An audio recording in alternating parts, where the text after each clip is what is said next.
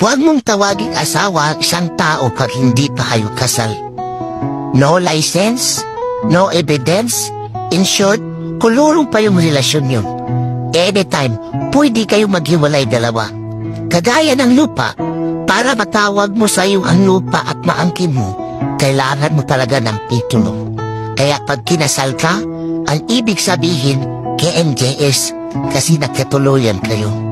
Pero pag live-in partner ka, ang ibig sabihin, once upon a time, pwede magkatuluyan, pwede maghiwalay.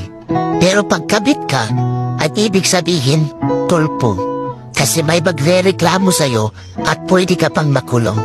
Pero pag iniwan ka, ang ibig sabihin, soko.